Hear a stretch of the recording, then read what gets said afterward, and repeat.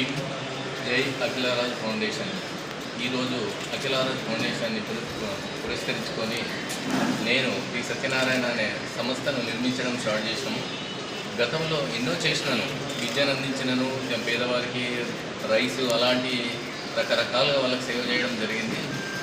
అందులో భాగంగా కొంతమంది ఊరు అంటే దుబాయ్ పోయి రాజు లాంటి వాళ్ళు అక్కడే చనిపోయిన వాళ్ళకు ఒక భీమ్ హోమ్ అనే ఇల్లు నిర్మించడం జరిగింది.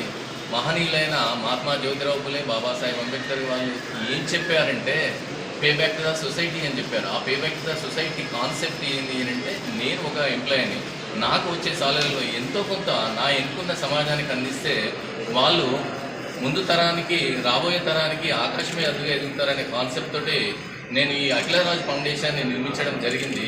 విద్యా వైద్యం మీద ఎక్కువ ఫోకస్ చేసి అంటే వైద్యాన్ని అందిస్తూ మనము ముందుకు సాగిస్తే వాళ్ళు విద్యను అందుకుంటారు, విద్యకు కూడా తోడ్పడితే వాళ్ళు ఆకాశంగా అద్దుగా ఎదుగుతారనే కాన్సెప్ట్ తోటి ఈ అఖిలరాజ్ ఫౌండేషన్ మనం స్థాపించడం జరిగింది. లోగో అనేది ఉంది, ఆ లోగో పెన్సిల్.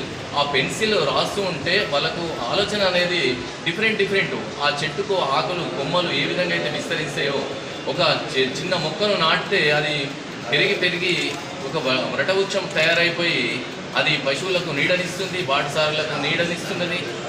ఎంతో సమాజానికి ఒక బ్యూటిఫుల్ శ్వాసనిచ్చి అది సమాజాన్ని ముందుకు తీసుకుపోయే విధంగా ఎదుగుతుంది. కాబట్టి ఈ అఖిలరాజ్ ఫౌండేషన్ కూడా ఆకాశమే ఎదిగే విధంగా నాకు ఊపిరున్నంత వరకు నేను సమాజానికి తోడ్పడతానని చెప్పుకుంటూ, ఈ సమాజంలో ఉన్న నేను ఏ పేదరికాన్ని, ఏ కష్టాన్ని అయితే అనుభవించినో, నాకున్న pay back to the society ప్రకారం నా ఎన్నుకున్న వాళ్ళు ఆ విధంగా బాధపడకూడదనే కాన్సెప్ట్ తోటే ఇది ఏ వర్గానికి, ఏ కులానికి, ఏ మతానికి భేదాలు లేకుండా ఈ ఆర్గనైజేషన్ ముందుకు తీసుకుపోతున్నామని చెప్పి ఆశిస్తూ ఈ అవకాశం ఇచ్చిన మీ అందరికీ కూడా పేరున కృతజ్ఞత తెలుపుతున్నాను.